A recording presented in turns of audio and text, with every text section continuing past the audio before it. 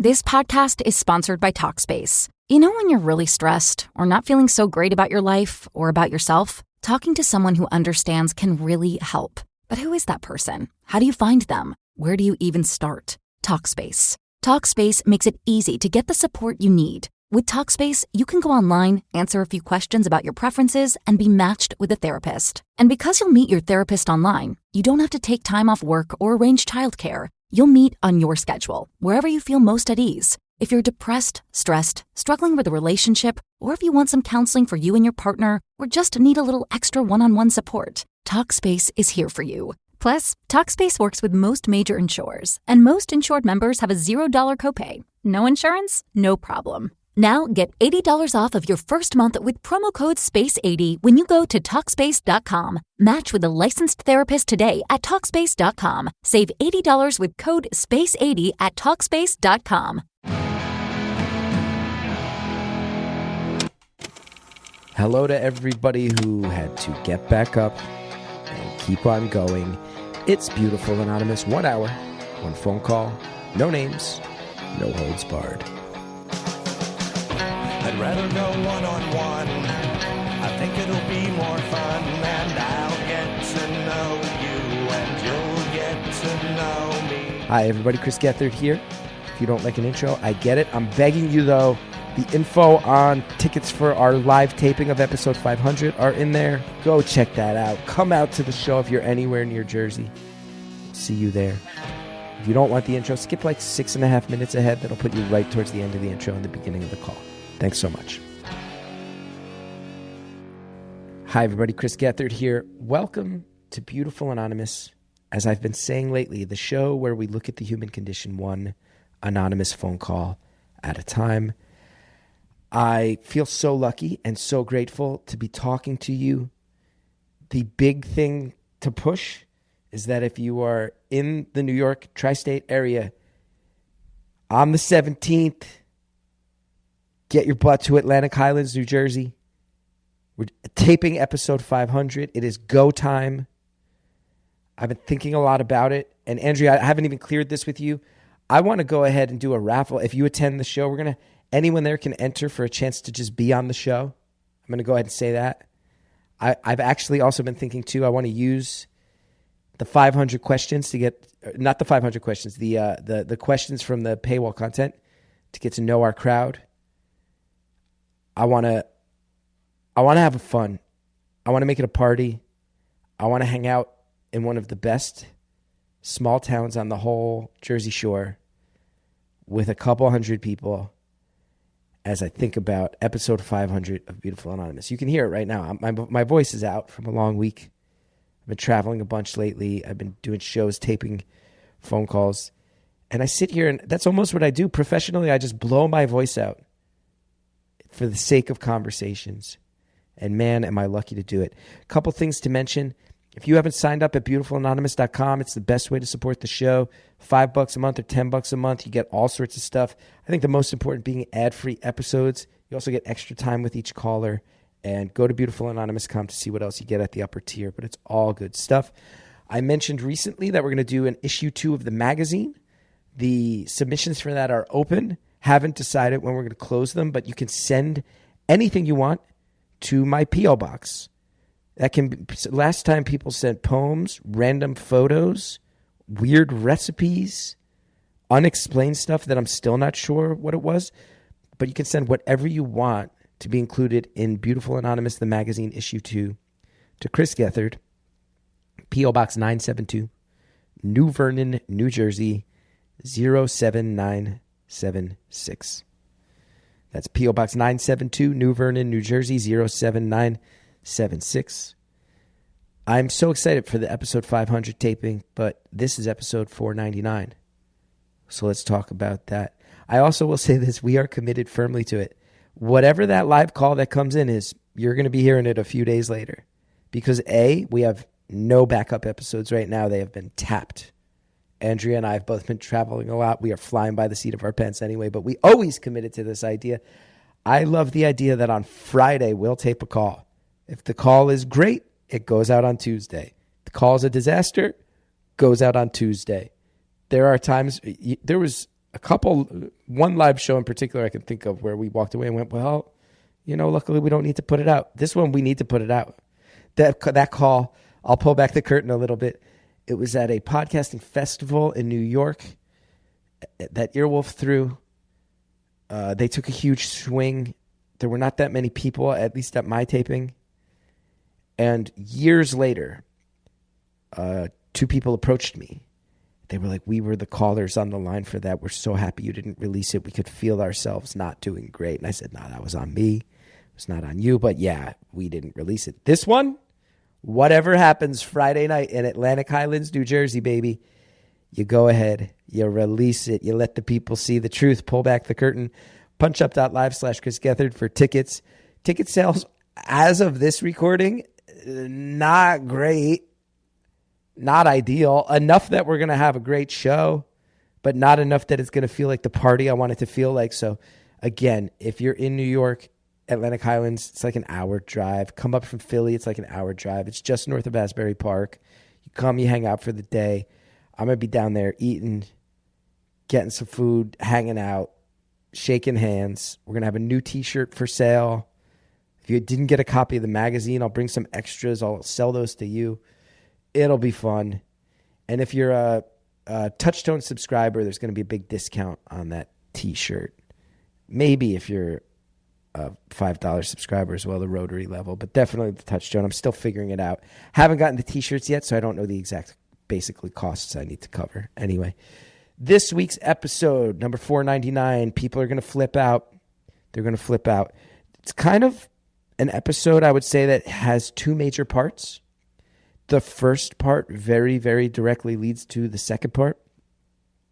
Second part is all about getting back up and the choices you make when you do get back up. And you're going to hear this caller got knocked down pretty hard in life, thrown for some loops, and the choices she is making about how to spend the rest of her life in getting up in the aftermath of it are all about connecting with others, all about doing good for community.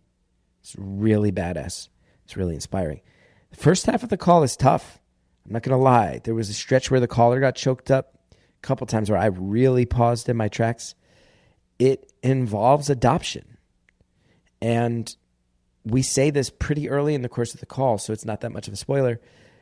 A lot of people, and I count myself among these people, when you think about adopting, we all know it's a long process, an arduous process, at times a difficult process, but then eventually people get to adopt and everybody wins, right? Everybody's happy. The credits roll. A family comes together. It's not always that simple in real life. I'd never considered this before today. What happens when it doesn't go according to plan? What if something as major as adjusting your whole life around an idea does not go at all the way you thought it would? That'll knock you down. You're going to hear a lot of the specifics about it. At times it's really heartbreaking. At times it's really inspiring. But I think everyone in the community of listeners of this show is going to rally hard. And I have a feeling a lot of people are going to point to this as one of the best out of the 499 episodes we've done. All right. Thanks so much. I'll see you next week for episode 500. Enjoy the call. Thank you for calling Beautiful Anonymous. A beeping noise will indicate when you are on the show with the host. Hello. Yes. Hi. How's it going? Hi. That's great. This is the first time I've called. I've been listening to the show from the beginning, early days. You've gone on many road trips with me.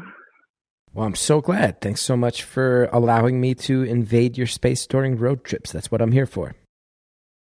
It's been the best. I've even got your mug in my bathroom and couple t-shirts too. Am I your toothbrush mug? You're my toothbrush mug. That's high. That's a high honor.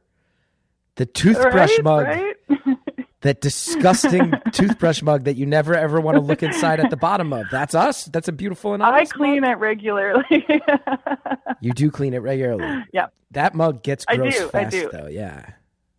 Right? Yeah, I agree. Mm-hmm. Yeah, nobody likes I'm clean a like that, toothbrush though. mug. We're good. Not me. My toothbrush mug is often disgusting. Ugh. Yeah, I'm scared. I judge people when I go to their houses and I look in their toothbrush mug, and I look in their dish rack too and see how clean they are. Is this true? No. Oh, good. It's true. Yeah, I do both those things. Oh, you do? Mm-hmm. Yeah, you would be judging me hard.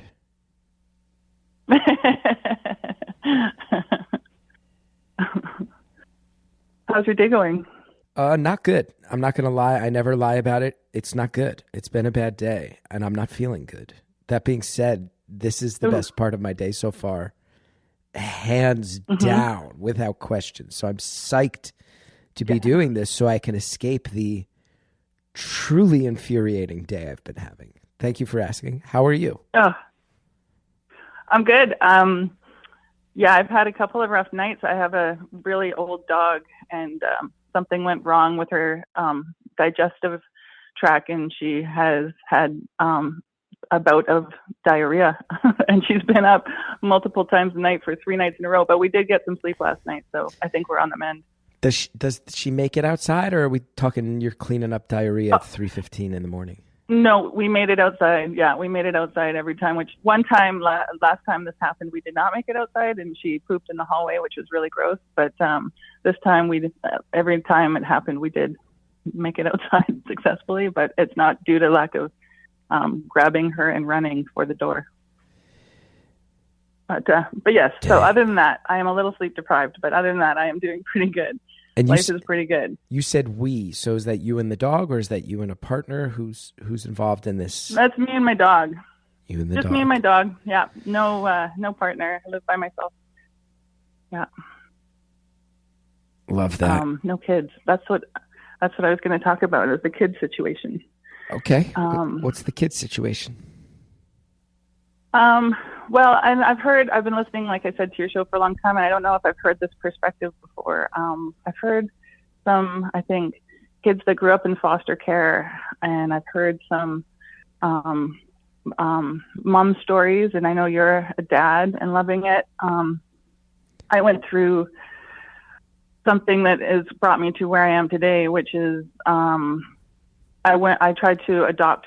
I went through the whole adoption process, and I had a kid come and live with me, and it didn't work out. She ended up going back to foster care because she didn't want to live with me. Wow. And yeah, brutal. Sounds harsh when you say it out loud. I don't talk about it very often. I bet it's also not a street. Traditionally, when that story is told in the public consciousness, it's, hey, a kid found a family, yay. And that's the moment of victory. Yeah, it's a hero story. Yeah, and the credits kind of roll at that. But for you, that was the beginning. I mean, I'm sure that you were pretty deep into the process, but that became the beginning of this new story. That sounds like it was not easy. No, it kind of, I always knew that I was going to adopt from a very young age. My brother was adopted when he was a baby. And it's just how I wanted to build a family. I don't think that I can have kids on my own. I think I did try at one point with a partner, and that didn't happen. I was pretty sure that I wouldn't be able to. So adoption was just always the thing I was going to do. And then when I reached a certain age and a certain time in my life where it was time, I was single, and I knew it was time to start a family. And so I started the process. And it's a long process. I'm Canadian. We go through ministry courses. It takes, I lived in a small town, so I had to drive to the nearest city and every weekend and take these courses and do a home study and have a relationship with a social worker who was in my home regularly, and then finally actually choosing a kid. And the first 2 kids didn't work out. The first one, they didn't choose me. I didn't know that could happen. Not the kid, but the social worker. Mm-hmm. And then the second one, it got far along, and then I changed my mind because the kid had some behavioral issues that were just too big for me as a single parent. He needed a 2-parent home, I think. And then the third time was an older girl who seemed like a great fit. She was outdoorsy. I lived in a small town. She was into plants, and I love house plants and gardening. And we started developing it's a slow process.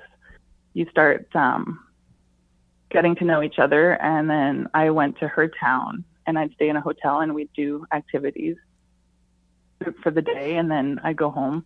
And then she would come to my house and spend the night, and then I'd take her back the next day. And this goes on for 3 to 6 months before she actually moves in. And then she did move in and lived with me for a year. And yeah, things just went south. It wasn't her fault at all, because she'd been bounced around so much, but she had these like attachment issues that she just shut down. It was like, imagine like the only thing in my mind that a kid needs is somewhere to feel safe, where they can be themselves and have some consistency. And that to her was everything terrifying. That was the one thing she'd never had. Or when she did have it, it was ripped away from her. So it didn't make her feel safe. It made her feel very scared, I think. So had you officially adopted her? No, we didn't get to that. She decided to move out before, like we were at the stage where, okay, let's sign the papers, because there's a trial period, which is usually about 6 months, but this went on because we weren't ready. So we went to therapy, and we tried to build a relationship and build an attachment.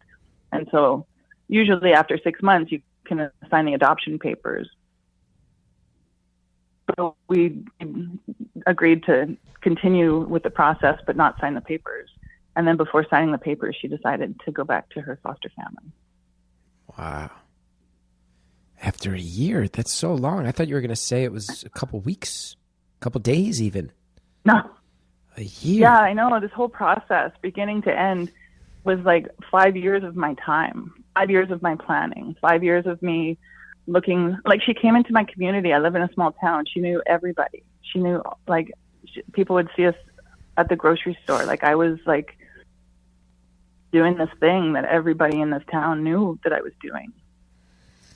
I'd bring her everywhere with me. That's really, I've never heard a story And then like she was this. gone. Were you, No. Did you feel like, had there been a back and forth, had there been discussion, or was it a bit of a blind side to realize, oh, actually, no, it's not happening after this year? I would never have given up. I would never have said, this is too hard. But it wasn't working. It would have gotten worse. It would have gotten exponentially worse, I think. She would have been, she was 11 when she moved in with me. So at that age where if there's no attachment, she's becoming a young woman, and she started making friends, and she would go out and not tell me where she was. She would go to a friend's house after school and ask me to come pick her up and give me the wrong address. So like things, I think it would have gotten kind of dangerous for her, for really hard for me, and kind of like, at least we were in a small community where she was safe, but I think it would have gotten worse. And so I didn't know that she was going to do this, but she asked for a meeting without me with the social worker. And then the social worker brought me into the meeting and told me oh, sorry, I shouldn't have said that. Oh, it's okay. Can We'll you bleep erase that. Yep, we'll bleep that. Thanks. The social worker asked me to come into the office and told me what she had said, and I said, well, it's a miserable household. Like it was so dark at my house. I'd come home from work and she would run into her bedroom. We had to set a time limit for dinner, so she would actually sit at the table with me for 45 minutes. We would color. Because she'd gobble down her food and then just sit there and stare. Like she literally had no words for me. She'd sit in the car with me and turn her back to me. And she would, when other people came over, she would light up. Like she was like sweet and kind, and then they'd leave and she'd just go and close her bedroom door. It must be such a strange mix of emotions to go, I never would have given up. I've been fighting this fight for so long.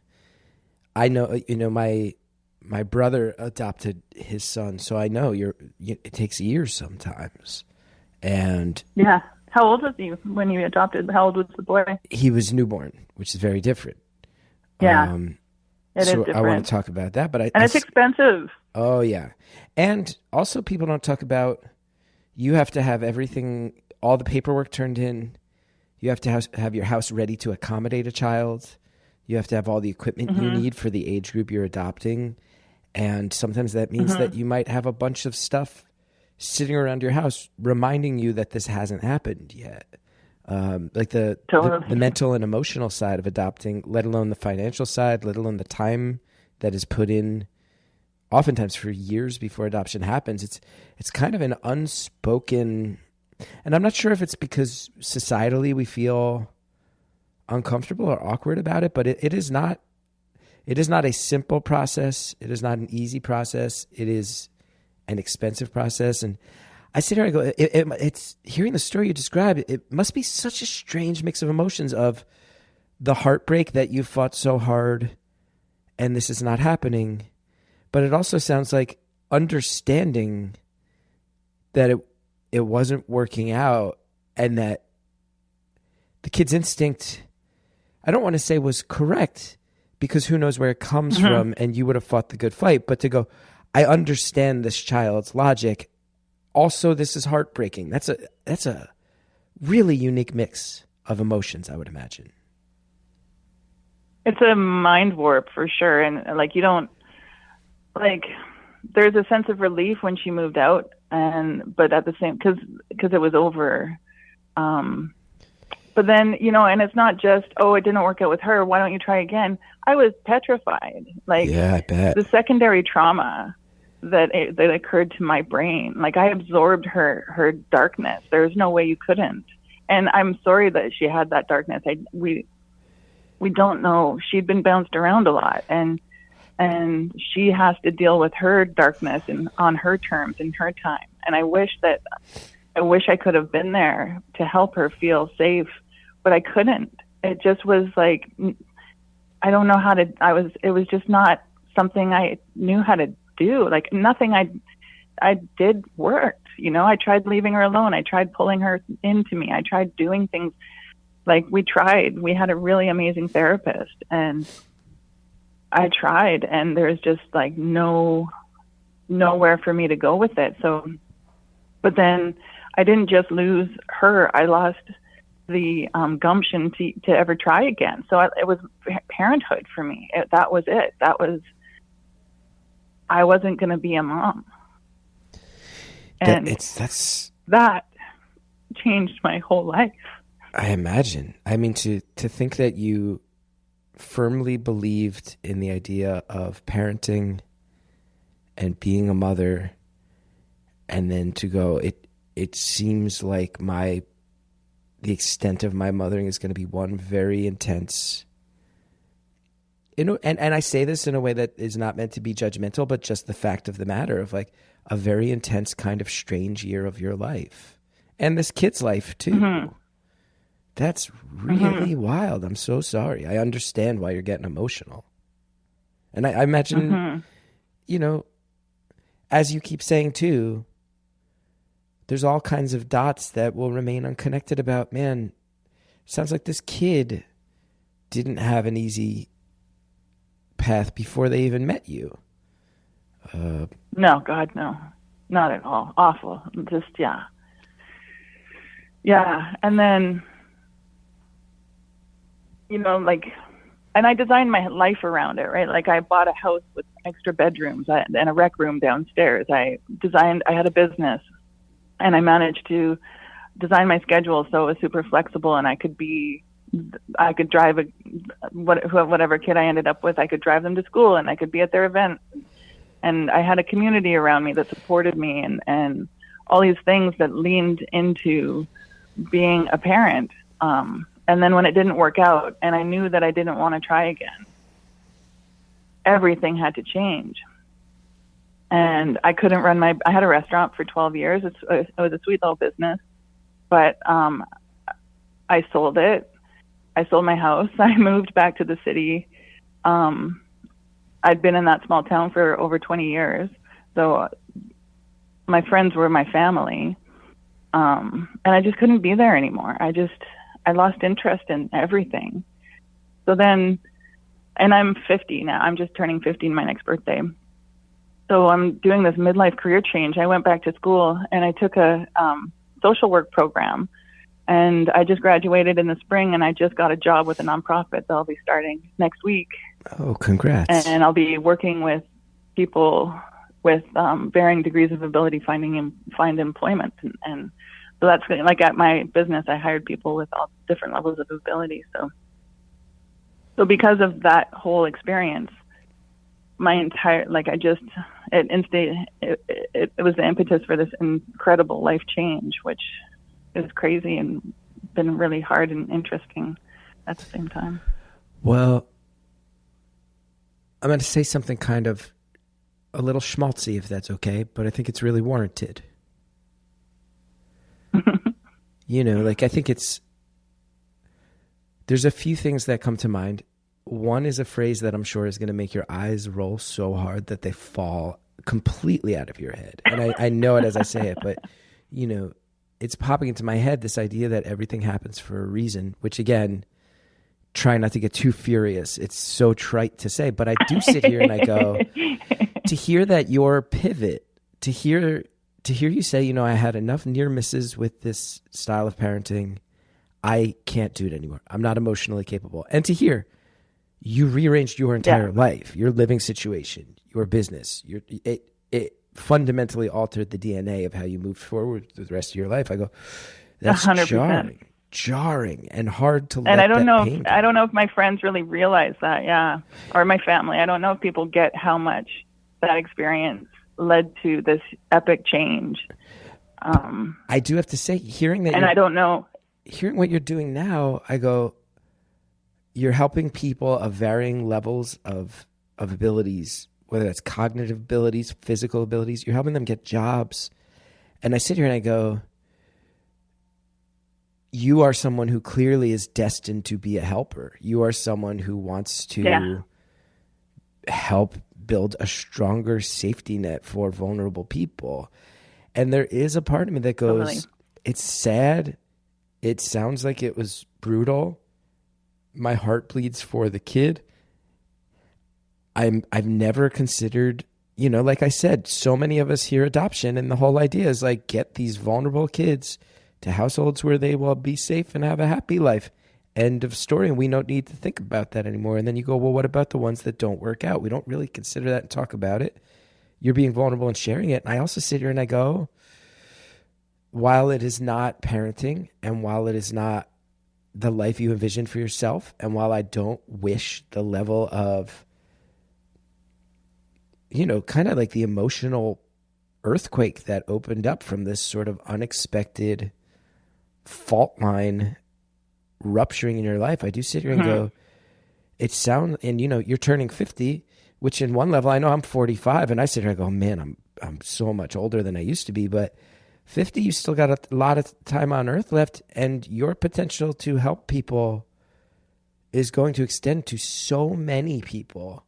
And it's not a competition, but I sit here and go, I wonder by the end of this second phase of life, how many people you're going to help that wouldn't have had your hands-on help had things worked out, which would have helped one kid. And in a relationship that is parenting, it gives more. It is special and different and unique in its own way, but ultimately, it sounds like you didn't walk away from the idea of being altruistic and trying to help others, and it sounds like you're going to help so many people moving forward. And in some sense, that is why I'm willing to say the trite thing. Everything happens for a reason, and maybe you were destined to help more people than you ever expected to. And again, in a way that is, yes, slightly lonelier, slightly a bit of more of a job than a relationship, less emotionally connected to your life's path in a familial way. But it sounds like you're about to do a world of good. And let's pause there. We have this caller who does worlds of good. And we've also got products and services that might do a world of good for you. Was that gross? I'm trying to be a capitalist about it. Anyway, check out the ads. We'll be right back. Audible's Romance Collection. They've got something to satisfy every side of you. I'm a big fan of Audible. Audible has been supportive of me over the years. They also are very supportive of Newark, New Jersey, a place that's near and dear to my heart. And this romance collection, it is everything you need it to be. Because when it comes to what romance you're into, you can't be pinned down unless your whole thing is that you want to be pinned down. And if that is your thing, guess what? They got that. Here is your invitation to have it all. Maybe you want to hook up with a duke, get a sense of that royalty life. Maybe you want to fantasize about being with a sexy billionaire. Maybe you want to find a book boyfriend in the city and then you want another side piece out on a hockey field, right? Maybe there's nothing on this earth that can satisfy you. And you need stories about finding love in another realm entirely. They have all of this. Hear modern rom-coms from authors like Lily Chu and Ali Hazelwood, the latest Romantasy series from Sarah J. Maas and Rebecca Yarros, and Regency favorites like Bridgerton and Outlander, plus all the really steamy stuff you crave. Your first great love story is free when you sign up for a free 30-day trial at audible.com/beautiful. Everywhere you look right now, people are talking about weight loss medications. It's the buzz at brunch. It's all over the group chats. Even in the doctor's office, it's being discussed all the time. But how do you know if weight loss medications are right for you? Enter HERS. HERS is transforming women's healthcare by providing access to weight loss treatment plans for every budget. They connect you with a medical provider who will work with you to determine the best treatment option for you. If prescribed, you get medication as part of a doctor-developed weight loss program complete with ongoing care, check-ins, dosage and medication adjustments, and access to 24/7 online support at no additional cost, no hidden fees, no membership fees. Weight loss by HERS is realistic, not restrictive. HERS provides access to affordable weight loss plans built around oral medication kits and GLP-1 injectable options. Oral medication kits starting at just $69 per month with a 10-month plan paid up front in full. HERS puts your health and goals first with real medical providers, making sure you have what you need to get results, all from the comfort of your couch. So if you've been struggling with your weight loss journey, if you've been talking so much about these medications, it's time for you to find the best option that works for you, and you can do that through HERS. Whether you want to lose weight, grow thicker, fuller hair, or find relief for anxiety, HERS has you covered. Visit forhers.com/beautiful to get a personalized, affordable plan that gets you. That's forhers.com/beautiful, forhers.com/beautiful. Weight loss by HERS is not available everywhere. Compounded products are not approved or reviewed for safety, effectiveness, or quality by the FDA. Prescription required. See website for full details, important safety info, and restrictions. Actual price depends on product and plan purchased. Thanks to the advertisers who help us bring the show to the world. Now, let's get back to the phone call. But it sounds like you're about to do a world of good. I hope so. I hope, I mean, when I'm going through it, like all I wanted when I was going through it was like, I don't get, like, it's cruel. It seems really cruel because like you try and find meaning in it. And there's like, you know, when you're going through it that you won't be able to really understand what the purpose of it will be until, years later. And even years afterwards, it took me forever. I mean, I had my whole identity wrapped up in the whole idea of like, she was just going to be the first one. I was going to have more bedrooms. I was going to have a house full. Like my dream was to have a full, bustling household of people supporting each other and a family like that. And I could see it and I could visualize it. And that was like, I felt like it was a calling. Yeah. So when it didn't work out, the loss of identity, and like I've never felt so unhinged in my whole life, and I hope I never do again. It was frightening and lonely and devastating, and it warranted a huge change because everything lost meaning. Like I was okay with not having, like, getting pregnant and having a kid that way. Like I firmly believed that I could build a family in a different way. And it was brutal to not have that work out the way I thought it was going to. Yeah. But now, like, changing your life, like midlife, it's been rough. It's been hard, but it's exciting and it's dynamic and there's hope and there's interest, and it just, I don't mean to be pessimistic, but things just don't always, like, life doesn't always work out. So what are you going to do? I needed to find a new identity, a new, like, something to hang on to, something.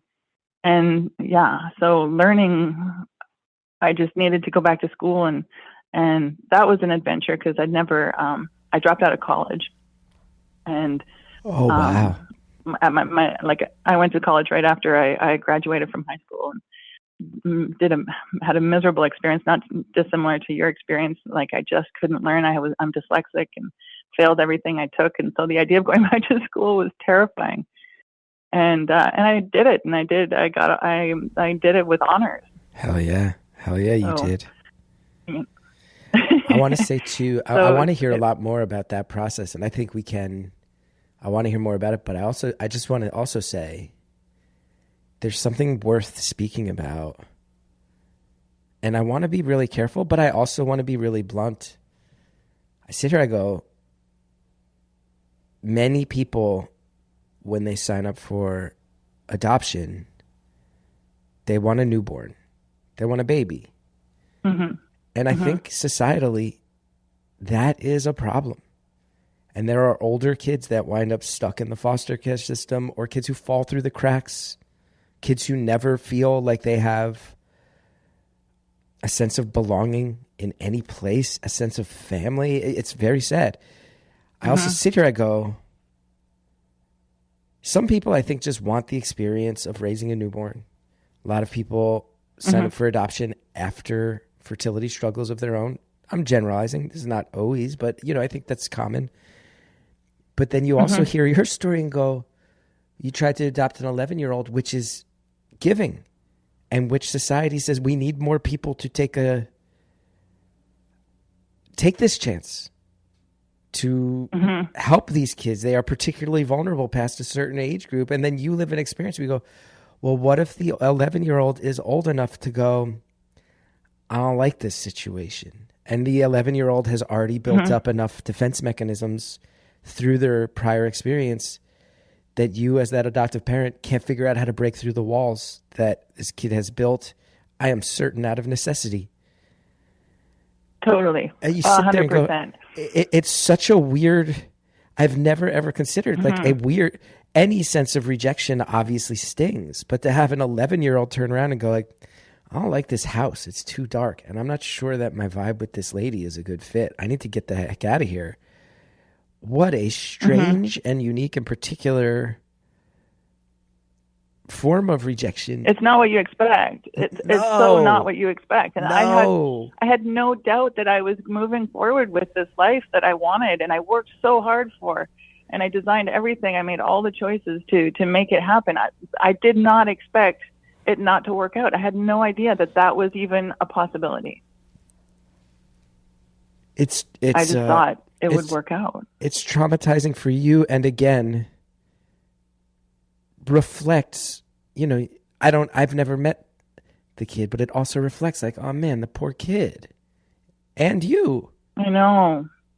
Do you I know, and the fucked up thing is when she left my house, I lost all, like, I was no longer entitled to any information about her. That was my next question. I don't know where she is.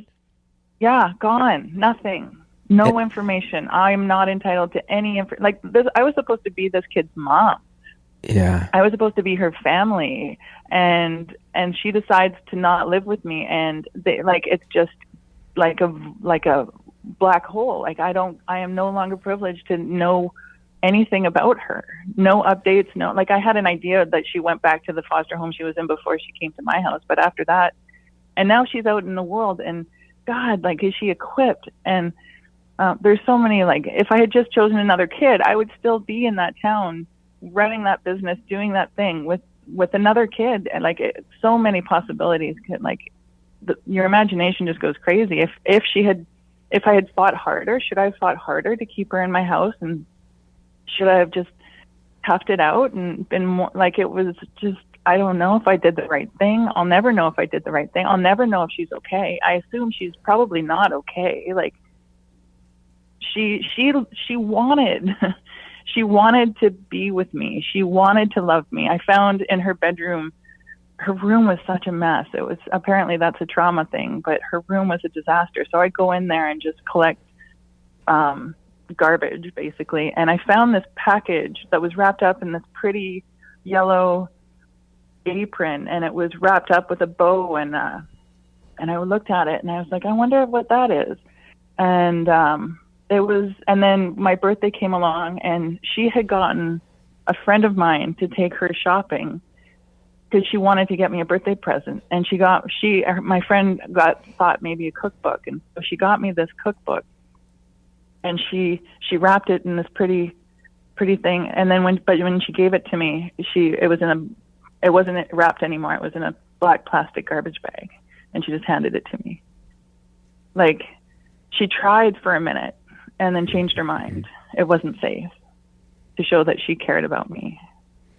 It was wild to see her go through these things and not be able to break through to her and get her to, like, she was just like so tightly wound and so clenched. She couldn't sit still. She'd bounce back and forth on her heels.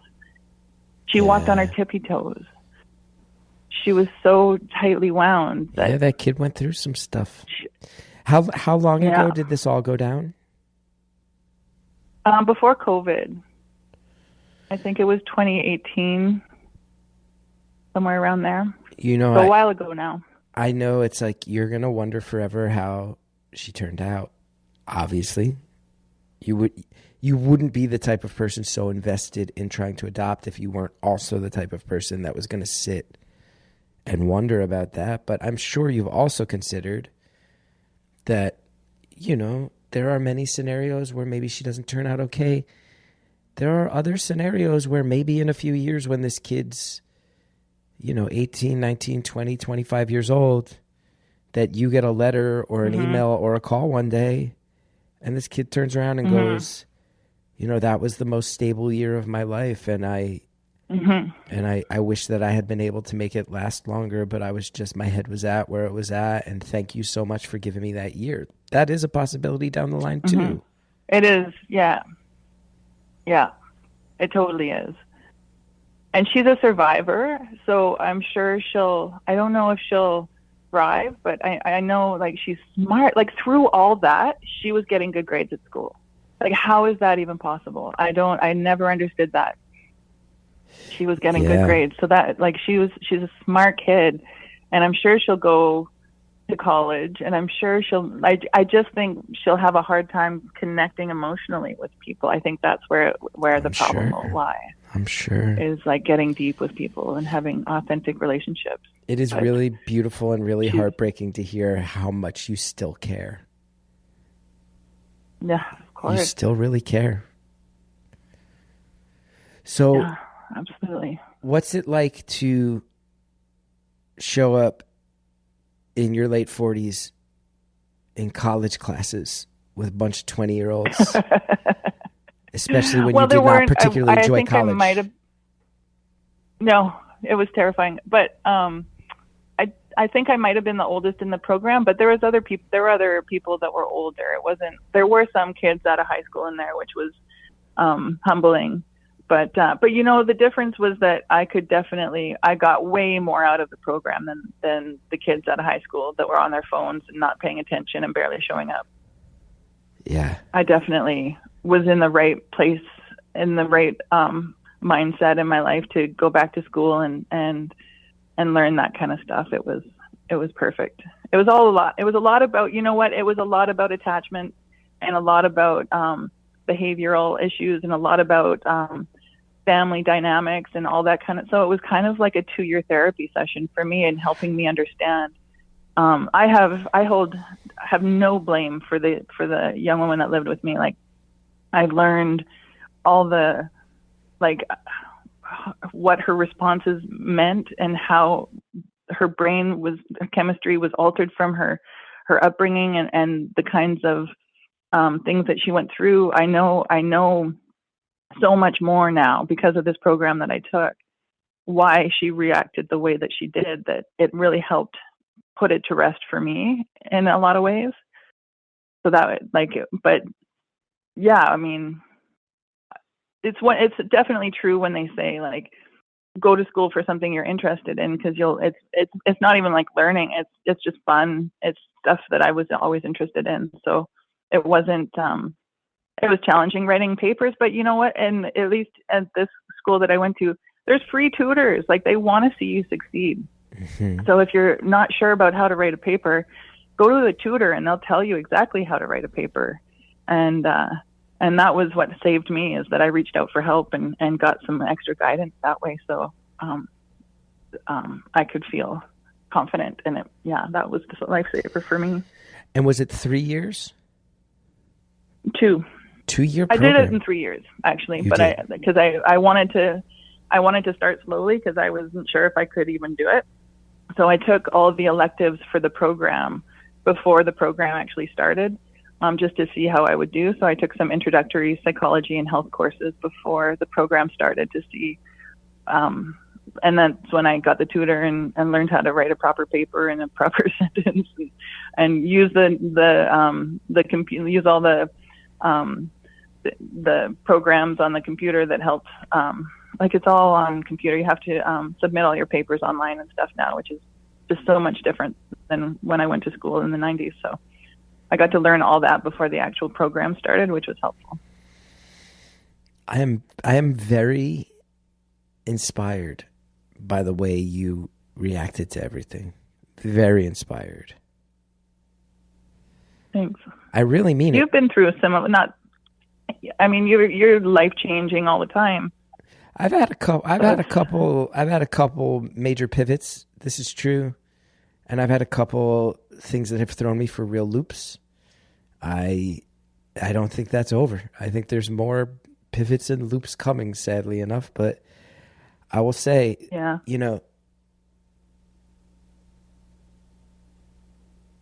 like I have to say, I'm just finding myself very inspired by the idea that, and I think this is true. I think most people who adopt, there's altruism to it. And there's all sorts of reasons to adopt, but you're aware that there's an altruistic aspect to it. Trying to help somebody in need. Trying to help make sure somebody else doesn't fall through the cracks. There's altruism to that. And there's pride to be taken there. And I am sitting here thinking two things, which is, one, even though it did not work out, and even though it fell apart in a fashion that left you feeling so raw and so burned, you are still that altruistic person. You still went to the absolute finish line of trying to help vulnerable kids in a society that often ignores them. You're still that person. Mm-hmm. And then to turn around and go, okay, I'm selling my business. I'm leaving a town where I know everyone. I'm leaving a place where I've been for a decade plus. You might have even said 2 decades. And then turn around and go, a lot of people might go, cool, that didn't work out. The altruism thing wasn't for me. Let me go be selfish for a while. Let me go care about myself then. If the system is rejecting my efforts at doing this, like, all right, I guess I'll just go be a little selfish. There might have been some of that. Well, you might have given yourself a little honeymoon period, but then to turn around and ultimately go, how do I still tap into that sense of wanting to help the world around me, help vulnerable people around me, and find another way? That takes real chutzpah. That takes real backbone. Well, I never had kids, and I didn't get married. I might get married still. Hopefully he's out there somewhere, but I find myself really easy to take care of, and I get bored and my dog, she's really sweet. She's 17. She's really old, and I take really good care of her, and she's a very happy dog. But I mean, just taking care of myself, it just feels like I can do more. Like, that's just, I don't require a lot. And I take very good care of myself. I like eating well and living comfortably and I take care of myself, but it gets boring and like it's depressing. The whole point to being on the planet is to kind of contribute something. And I guess a lot of people don't, but it gives me a sense of purpose and satisfaction. I don't know. I guess, and after running a business for 12 years, it was, you got to fight for every dollar. It's going to be so cool and like, it's a struggle. And I tried it. I did it. It worked, but to go and work for somebody else and collect a paycheck and have like vacation days and long weekends and not be on call 24/7, like that sounds like a breeze. So I'm looking forward to getting a real job. It'll be fun. I love it. And it really jumps out to me too that you're saying, I want to make the world a better place. And I guess some people don't think that way. And I sit here, I go, most people think that way. And I kind of feel like... Really? Well, I'll also say this. And I got the feeling, are you Canadian? Totally. Yeah, I've picked up on that. I was just going to say that. Yeah. I picked up on it. But I sort of look around 100%. At the States right now, and I bet you see what I'm about to say about the States, where I go, I actually think that if you strip all politics aside and just think culturally about the States, I think a lot of my problem with MAGA and Trumpism, removing all political policy from it and all political implications of it, is that it does seem to be a philosophy or an approach to life that goes, fuck everybody else, I'm going to take care of myself. Yeah. And I sit there and I go, that to me will always lead to more harm than good. It will always lead to more harm than good, And you read to, I sometimes I read people going, well, Trump's a bull in a china shop and he's like a callous, rude guy and I don't agree with his personality, but I do like that the border is more under control now. And I go, okay, I can't make a deal with that devil in the same way, because if the way we can get to these things you view as societal improvements are a lifestyle predicated on a sort of brash level of selfishness, individualism, exactly. I think that will ultimately do more harm than good, because it pulls apart this sense that we take care of each other, and that the first question is, how do we take care of each other? And yeah, maybe there needs to be more questions about, can we take care of each other in a more responsible way fiscally? Can we take care of each other in a way that has more of a sense of order to it, more rules that make sense, less red tape that makes people feel like they can't play by the rules and have to ignore the system to have a chance at a better life. Sure. But instead of asking those complex questions, we've skipped right to fuck everybody else, take your hands out of my pocket. And I go, that's not a long-term solution to anything. Doesn't lead to anything good long-term. Anyway. Well, and it's coming from the top down. So yeah. It's giving individuals, like I don't think, if you go into a community, the individuals will feel that. I think the individuals will be there for their neighbors. I think so too. Like I think America has some good qualities, and I don't think Canada's got it all figured out at all. But I do think that our government is more community based and has. I mean, we're far from perfect, believe me, but we have a little bit more of a social system here where people are taking care of each other. I mean, not perfect at all, but it seems like we're more community minded. And the American progressive, we talked about this on the show. American liberals love to romanticize Canada, but you talk to even Canadian liberals and they'll go, no, look up the controversies with schools, look up how the indigenous communities get treated to this day. Look at the rates we're bad too. Look at the rates of unsolved murders amongst vulnerable populations in Canada, and you go, oh, Canada has its dark sides as well. But I'm with you. The turns we're taking here are less about that community-based sense of giving and connection and altruism. And I go, that doesn't end well. But I think you are also right that when you actually get down in the, and you know this probably better than anybody right now, walking away with a social work degree, you go, when you meet the people who are actually rolling up their sleeves and helping, they tend to be people who don't sit around butting heads about politics. They're people who just get to work and try to help. And that solves so many problems. And I'm so glad that you're one of those people doing that moving forward. When do you get to dive into this new work? Have you started already? No, not till next week. I haven't even started yet. I'm not next week. Yeah. Oh, that's so exciting. You're calling us at such an exciting stretch.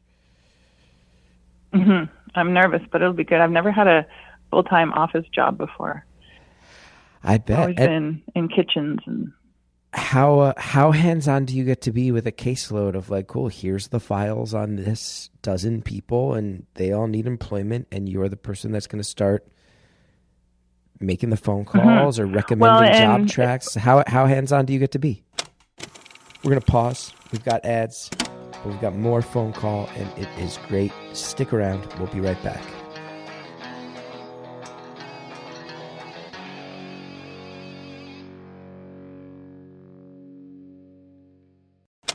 The weather is cooling. We all know you're swapping out your wardrobe right now. You need pieces that get the job done. You need things that are warm and durable and built to last. And Quince delivers on all of those every time with wardrobe staples that'll carry you through the season. Quince has the kind of fall staples you actually want to wear on repeat, like 100% Mongolian cashmere from just $60, classic fit denim, and real leather and wool outerwear that looks sharp and holds up. I've got my eye on the trucker jacket. They got a trucker jacket that's perfect for layering. It looks really casual, but also put together. It's right on that edge where you could wear it casually, but also if you got to go someplace a little fancy, great looking jacket. Quince partners directly with ethical factories and top artisans, cutting out the middlemen to deliver premium quality at half the cost of similar brands. I love Quince. I've said it so many times. I wear Quince sweaters whenever I want to feel confident, whenever I just need to look good without having to overthink it. I throw on my Quince sweaters. My wife orders from Quince all the time. From, outerwear to socks to everything. Quince has a big imprint in our household.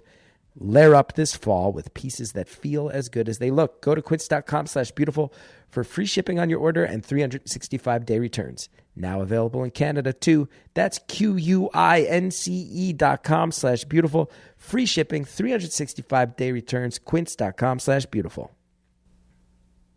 This episode is brought to you by IQBAR, our exclusive snack and hydration sponsor. IQBAR is the better-for-you plant protein-based snack made with brain-boosting nutrients to refuel, nourish, and satisfy hunger without the sugar crash. The ultimate sampler pack is a great way to try all IQBAR products and flavors. You get 9 IQ bars, 8 IQ mix sticks, and 4 IQ Joe sticks. All IQBAR products are entirely free from gluten, dairy, soy, GMOs, and artificial sweeteners.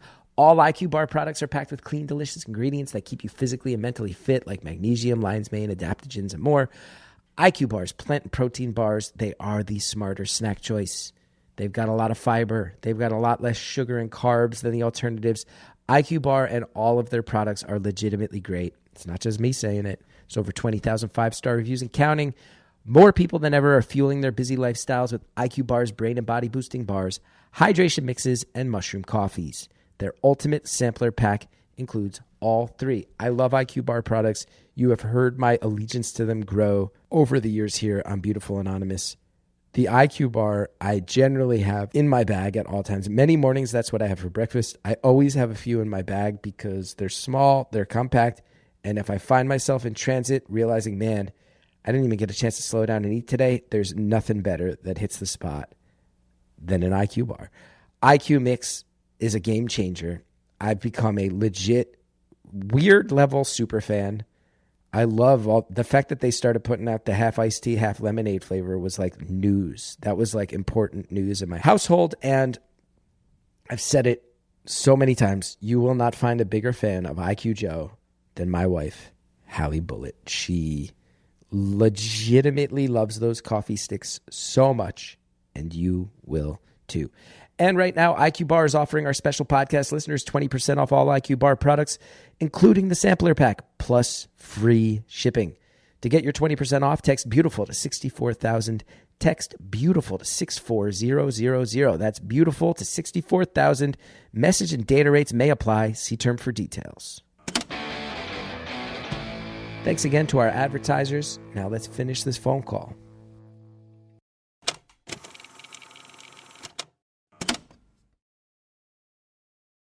How hands-on do you get to be?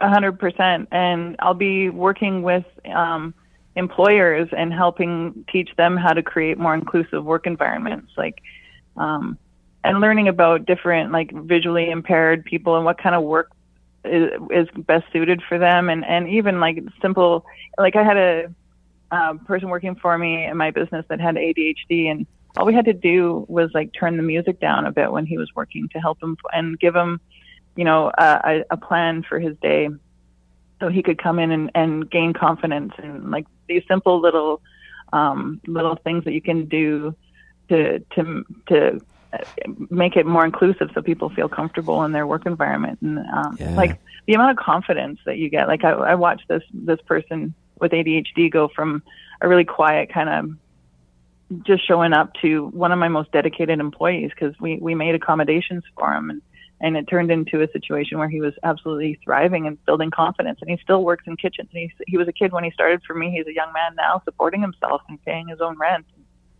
He's contributing to the community, and it's I played a role in that, and it's one of the best parts. When I sold the business, I'm like, what the hell am I going to do? And looking back on it, those were my favorite things. So that's kind of what made the decision to kind of go in this direction. So it'll be completely hands-on, working directly with clients and helping them, and going into their workplace and teaching them how to do the job. So it'll be really dynamic and fun for me. I'll be learning all kinds of new jobs.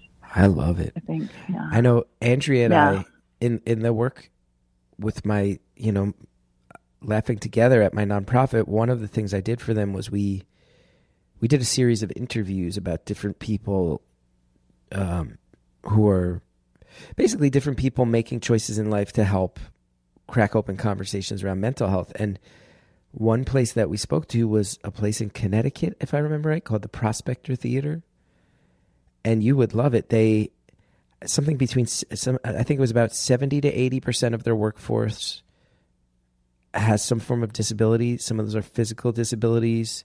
Some of those are people who struggle with mental health. Some of those are people with developmental concerns. And this conversation was really beautiful, because not only did this movie theater hire 70% to 80% of their workforce was people who were facing something down, but he also said, talked us through how it actually financially was a benefit. That in an era where movies are selling less tickets than they have since the beginning of cinema, that their movie theater makes more per screen on average than big megaplexes, because the community rallies around this space, and how the people working there aren't just in the behind the scenes roles. They're not just stacking boxes in the back. They're selling you your tickets. They're giving you your popcorn, your concessions. They are visible, forward facing, and that it has become a massive community gathering space. The community takes pride that having a thriving movie theater that attracts the community also means that local restaurants and bars are doing better. It's led to the entire downtown having a revitalization. And you also think about, it's such a simple thing, and you have staff retention. People who train under those circumstances want to stay longer, and so you spend less money in training people. So there's all kinds of ways where companies can improve their bottom line by hiring people with disabilities. He also talked about how much pride his organization takes that some of their people who are hired stay with them for a long time and then eventually break off and have even started their own businesses. And you sit there and you go, oh, it's an ecosystem. It's the health and well-being of society as an ecosystem. And when the people who are traditionally on the fringe or vulnerable find a healthy, thriving place in the ecosystem, it is reflective that the whole ecosystem is getting healthier. It's beautiful what you're doing. It's really beautiful. It'll be fun. And yeah, that sense of belonging is so important. I mean, I crave it all. That's the thing that I could do with my restaurant was like people that work there, you know, I always encouraged everyone to just be yourself, let your freak flag fly and be your weirdo self. Bring your music that you like to hear and do your thing and dance around and be goofy. And it was, you know, I kind of led the charge on that. And you could see other people just like taking deep breaths and being like, this is a place I can be myself. And it just made for such a way more fun place to work. And my employees, it was a ski town, so I still had high turnover, but some of them like lasted a long time and stuck around because like if you have your choice between you can only pay so much as a small restaurant, but it's either there or Starbucks, you know, they would choose me because I would, you know, have a more dynamic work environment and I matched that. I lined up with their values a lot more. And so, there's incentive for businesses to create this kind of work environment. I'll be able to pitch that to other employers and really sell them on it, I think, and get them on board. And so hopefully create more places in the city that I live in that are open and inclusive. I love that. There could be like some future there for me, for sure. This is a good starting point. But I think I live in a city that has a lot of nonprofits, and so we can create affect some change. Nonprofits are more vital than ever. And the more you read up on it, everybody listening, the more... Not every nonprofit is perfect, by the way. There are nonprofits where they're amazing at raising funds for a cause and not so amazing about explaining what they've actually spent that money on. There's nonprofits out there with major flaws. There's nonprofits. They're like small businesses. Yeah, but in general, when you hear nonprofit... Some of them are run better than others, yeah. Absolutely, absolutely. But in general, when you hear nonprofit, I really do believe that you can let out a sigh and just on a fundamental level have some trust, because these are organizations that legally are not about profits above all else and not answering to shareholders who want a bigger bottom line, and they're not going to do a corporate merger just to cannibalize their existing track record to bring in more cash short notice. Like, you legally have to spend all the money that you bring in on your mission. That's the legal mandate of a nonprofit. So you can trust it. And then especially when you start to look at areas like job placement for disabled people, recovery from addiction, certainly the world of education, the world of mental health, you start to realize, the trust that you can put in a nonprofit that you're not being taken financial advantage of, especially with communities that are easy to take advantage of. I find it to be such noble endeavors. And I think especially in a time where the social safety net seems like it's kind of pulling apart a little bit at the seams, the nonprofits give me hope. And I'm so glad you're doing what you're doing. Yeah, it's after having a business for 12 years and just like dancing my ass off to try and get some people to spend $10 in my restaurant, $20. You know, you gotta work for every dollar and then pay people. Like, not that I don't like paying people, but pay the government, pay the hydro bill, pay the mortgage, you're billed constantly for everything. And it's so hard to make money as a small business, and it's rewarding and it's lovely, but you're scrambling for every cent. And like it'll be so different working for a nonprofit where I'm not trying to convince people to spend their money. That's not my main goal. That's my main goal is something completely different. And it's not convincing people to give me their money, which will be a relief and a complete change from owning a small business. So it's a change I'm completely ready for. And it's just so different than what I've been doing. it'll be neat to see how that affects, you know, my day, just going to work for a different purpose other than like paying the bills. Yeah. It's beautiful for someone who really, you know, took a big swing, tried to build your life around something. The process of doing that left you feeling chewed up and spat out. This is honestly the sort of altruistic nonprofit equivalent of a boxer getting knocked out and getting up at 9 and then coming back to fight the next round. Totally. Where a lot of people in your life probably would stay down, just stay down. Totally. Go on a cruise or something. What are you doing? Yeah. You going back to school? Come on. No, go drink. Nuts. They want to be supportive, but they're just, they don't know. Yeah. They don't know what I'm going to do next. So, I mean, my friends and family have been super supportive, but kind of baffled by the whole thing too. Cause you don't sell a business that's working. Most people stick with it, and I just couldn't do it anymore. Yeah. It's good to know that, good to feel that instinct, good to follow it, and good to follow it to a place where you now get to really spread out the amount of good you can do. Hopefully, yeah. And there's not many opportunities in life where you have to completely really like dig deep into like losing an identity and rebuilding it from scratch. And not doing that in the safety of my small town, and not doing that in the with other people like supporting me or like financially. I've done this. I've managed to pull it off on my own, which has been not easy, but hopefully totally worth it. It's I wish that it would make me rich. It won't make me rich, but it will it will give me something other than that, and I'll survive. Can I ask? This kind of thing should make a person rich. It should. The work you're doing should make people rich, but unfortunately what makes people rich is like, I'm going to pull all of the nickel out of the earth and sell it to microprocessing companies.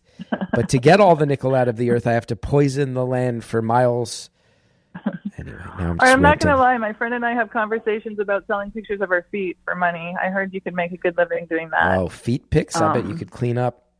Feet pics are a growth industry for sure.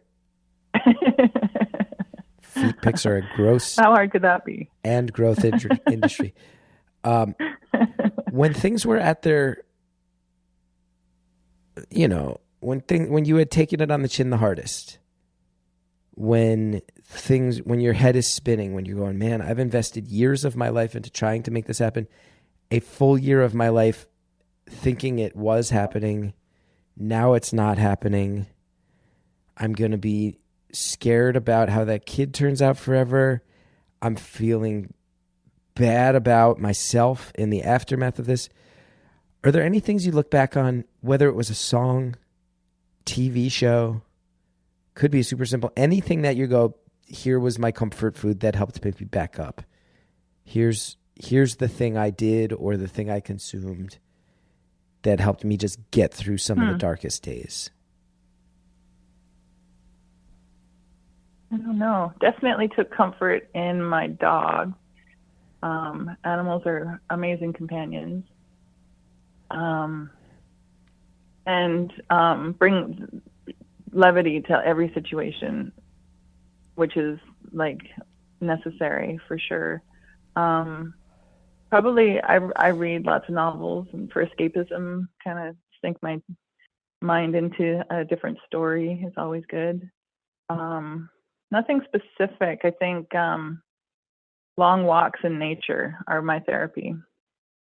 Lots and lots of long walks to kind of try and regulate my nervous system for sure. And community. Community helped me out a lot. There's some good people out there for sure that want to let me lean on them and talk to them. And even the foster mom that the kid went back to, she supported me regularly over the phone, and tried to help me make it work in every way possible. And my therapist was amazing. Like, she wrote her thesis on young women that grew up in the foster care system. And it was remarkable because this kid would put on a show or like a kind of a fake persona when my friends were around and other people were around.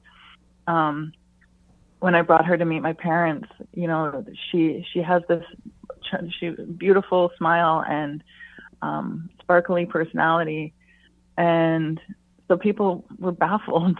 You know, they didn't see the darkness, and my therapist was a witness to it, and that was one of the most important things for me, was to have a witness to the darkness with me, somebody in the trenches with me, because I was alone with this person in my house all the time. And to be like, it made me feel like it was gaslighting, like it was crazy making. And that my therapist was the only person who really saw the behavior. Like, when we were in therapy, the young woman would start with the therapist and I'd come in afterwards, and my therapist could see the kid, her whole energy would shift. Like, she would just slightly change her body so it was, her back was to me, just ever so subtly change her posture so she didn't have to look directly at me. And then just to have that witness was imperative. Yeah. Well, that was key. I got to say, I think this is call number 499. This is one of the most fascinating ones. Yeah. I think this is coming out number 499, right, Andrea? And 498. Oh, this is one of the most fascinating ones we've ever done. And I'm so grateful for you. You've just accompanied me on so many long drives, and when I first found your show, I binged every season until I was caught up. And you do important stuff. I'm doing my best. Sometimes it's sad and sometimes it's happy, and it's valuable. I appreciate it. Thank you. That's so kind, but I do very little compared to everything you've done and tried to do. And this is the end of our time on the free feed. Are you okay hanging out for a few minutes to answer the 5 questions behind the paywall? Can do. That's incredible. Thanks to everybody who's been listening for free. If you want more with this caller and all of our callers, you're going to sign up at beautifulanonymous.com. And we got a lot of great stuff behind that paywall, so sign on up. And thanks so much for listening.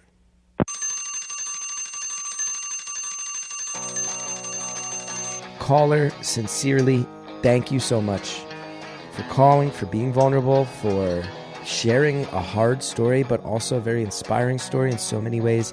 And again, everybody, you can sign up for more with this caller at beautifulanonymous.com. And, you know, we talk about the best meal the caller's ever had. We talk about so many different things that I think give you more glimpses into who this is. And then this caller's asked what she would do with $1 million. And the answer, I think, you'll love it. Anyway, thanks to everybody who subscribes at beautifulanonymous.com. Thank you to our producer, Andrea Quinn. Thank you to Shell Shag for our theme music. If you want to know more about me, including live dates, punchup.live/Chris Gethard. Thank you so much. The voicemail line is 973-306-4676. The Instagram is Beautiful Anonymous Pod. You're going to want to join the Facebook group for episode discussions. It's a very laid-back corner of the internet.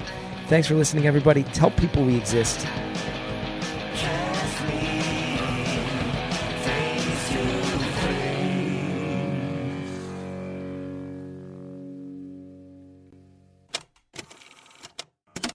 This week on Beautiful Anonymous Plus, here's some of what you'll get from the 5 questions. It's been an absolute pleasure. Thank you for letting me get vulnerable. Andrea, that pause, she had that pause in her goodbye, and I thought you were cooked. No, I'm a pro now. It's never going to happen again. I told you. It's never going to happen again? Nope. Everybody listening was going, oh, wait, she's talking more everybody. Yeah, well, everybody better get over it because it's just never going to happen ever again. Pride cometh before the fall, Andrea. Pride cometh before the fall. Our next recording is a live show. And I'm going to crush it there, too. It's also number 500. You told me 498. I said I'm going to edit out the part where I corrected you. Oh, you're going to edit out the part where you made a mistake? No, you're not. No, you're not. I'm making the executive decision here. Oh, no. You're going to edit out the part where you make the mistake? No, leave that in. We're proud of our flaws here at Beautiful Anonymous. Everybody's going to see the integrity behind this podcast when they hear this and see that I did leave it in. Yeah. Well, I would have put you on blast on the socials if you didn't. You can't wait. You can't wait to have a reason to put me on blast on the socials. Leave all of this in. Don't forget to sign up for Beautiful Anonymous Plus at beautifulanonymous.com.